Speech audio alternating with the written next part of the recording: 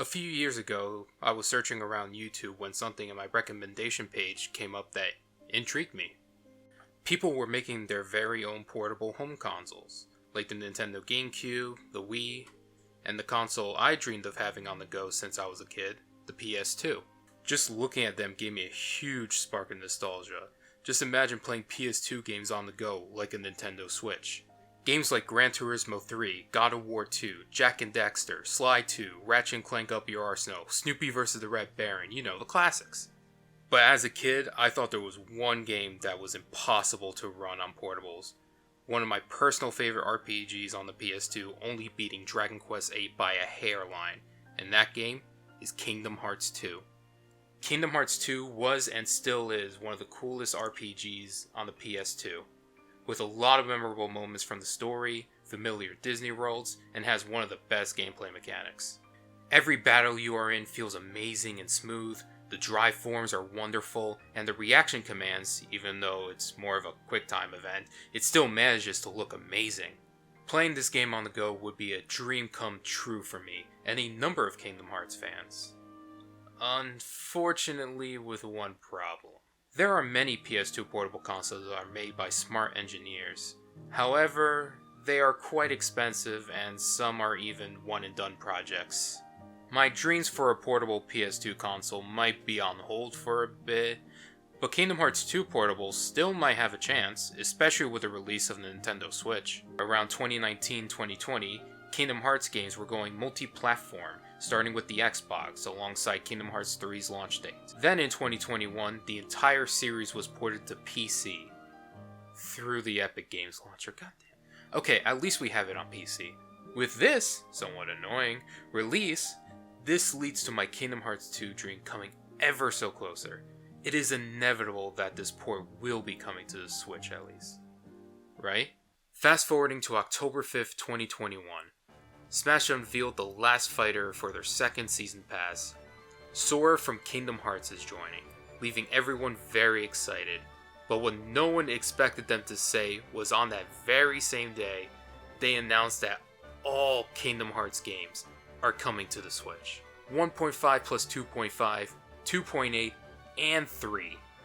At the time, I was in a Discord call, watching the reveal with my friends, and we were too excited to notice the one major thing about the ports till much later. They were running on a cloud service. When one of my friends pointed it out, I naively thought it was probably for 3 and 2.8, because 3 and one of the games on 2.8, 0.2 Birth by Sleep, was running on Unreal Engine 4, a little bit more technically advanced for the Switch and probably hard to port. I mean, who wouldn't want a native port of 1.5 and 2.5 on Switch? Not only will Switch players play the game, but even people who already played it on PlayStation, Xbox, or PC will probably go for it if they have a Switch. Why? Because it's Kingdom Hearts on the go. There's no way in hell Square and Disney will say no to an opportunity to print money like that. And then after the presentation, I saw it on Twitter. All the Kingdom Hearts games were cloud only. I was very sad and disappointed.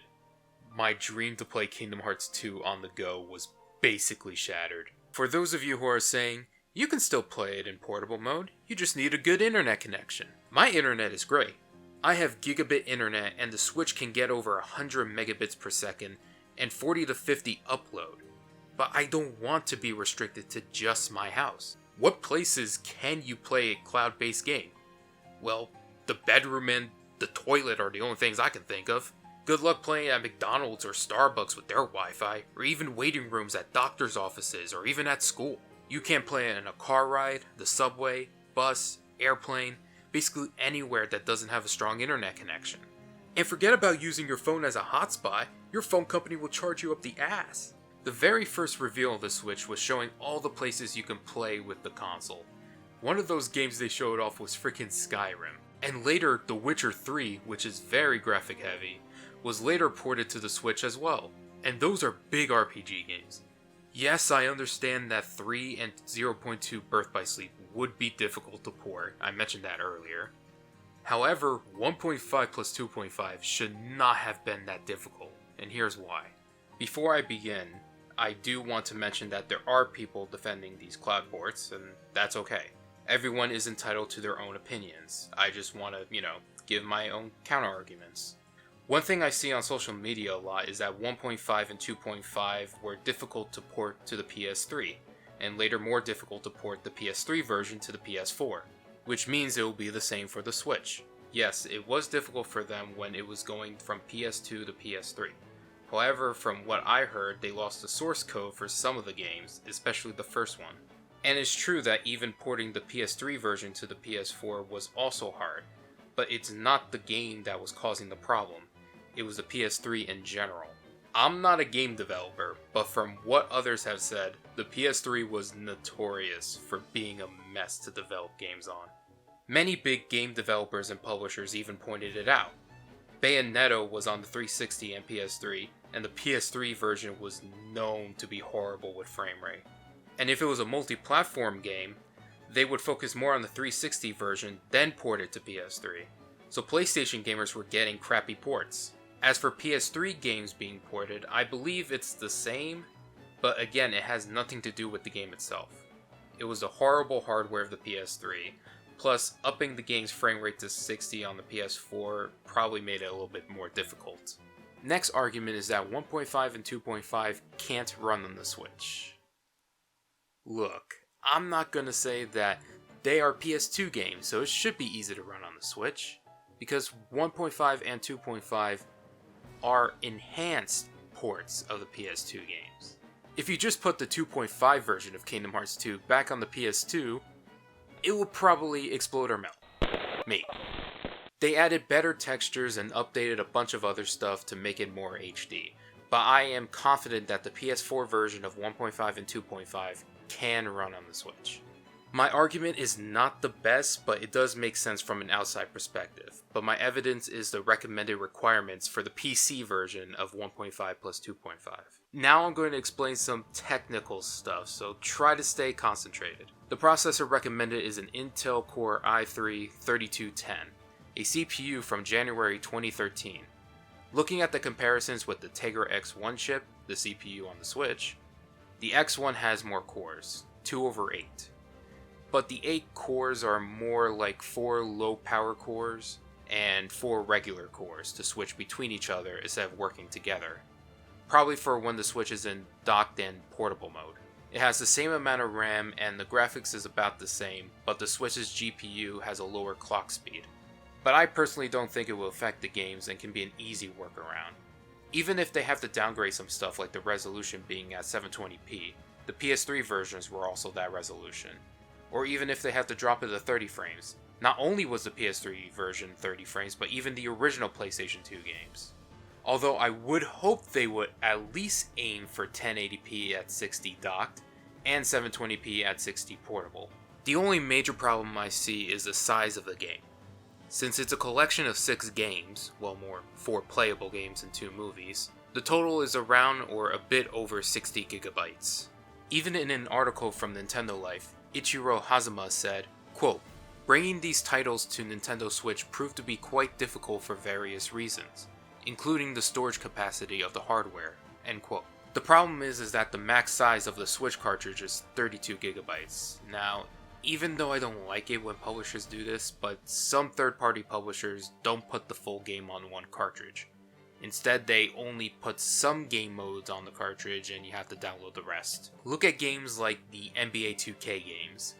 They are like 40 or so gigabytes on the Switch and you have to download a big portion of it even with a physical copy. Wow, 40 gigs for a basketball game. Did they even try to make it smaller for the Switch? Actually, how big is it on PC? Wait, what? Then how big is it on PlayStation and Xbox? 121 gigs for Xbox? And 150 for PS5? What did they do? Program and textured functioning organs for the basketball players? Why the heck is a basketball game bigger than Red Dead Redemption 2 or even GTA 5? Anyway, getting back on track. I think they should put a couple games on the cartridge, maybe Kingdom Hearts 1 and 2, or 1 and Rechange since both of them are a part of 1.5, and have us download and update the rest of the games and have the movies as free DLC. I understand some people may not like to download the rest of the game with an update, but they kinda have an excuse with how big it is. Now I understand what you are thinking. Why are you giving advice to a port that has already decided that it's going to be cloud? Well, according to another quote from Ichiro Hazama, responding to a question from Nintendo Life, quote, "Is it still possible for Kingdom Hearts 1.5 plus 2.5 Remix could ever be reworked to run on the Switch later down the road?" End quote. Hazama stated, quote, "At this moment in time, the production of a native version is undecided, but we are always excited to hear feedback from our fans and want to thank them for all their support." End quote. And that is what I'm going to do, give them feedback. The cloud version is not going away for a while, so we can't do anything to stop it from releasing, and that's fine. For people who want to try cloud, you can go for it. But I know a lot of people who don't have good internet, whether it be money-wise or location-wise, and only have a Switch.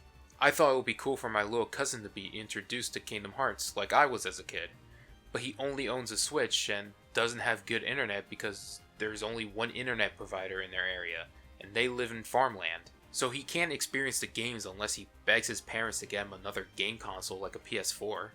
And I have a feeling there are way more people in this position than you may think. But it's not just newcomers, but also fans in general.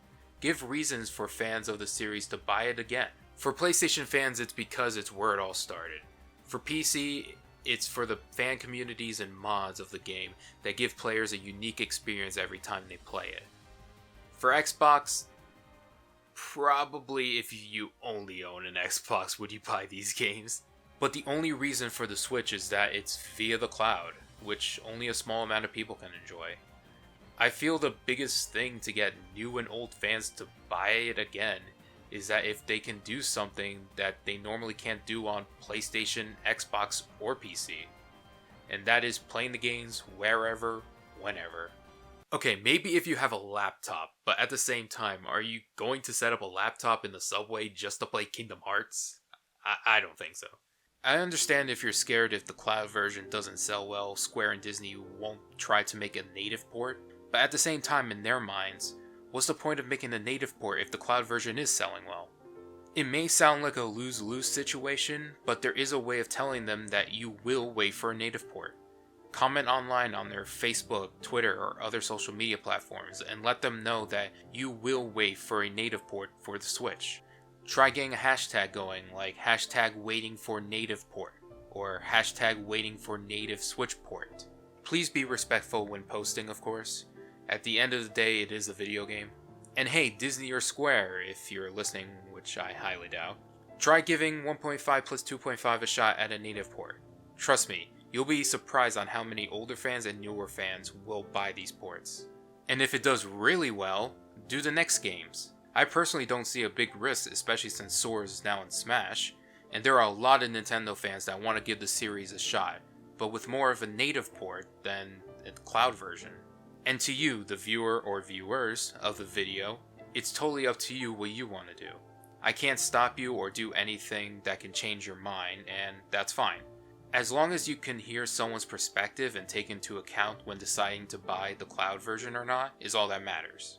And for those of you that believe that Square can make a native port, spread the word or this video to other fans of the series. It may take time and patience, but with enough demand, pretty soon we will get a native port of 1.5 plus 2.5 on the Switch. And if it does really well, hopefully the whole series. Thanks for watching.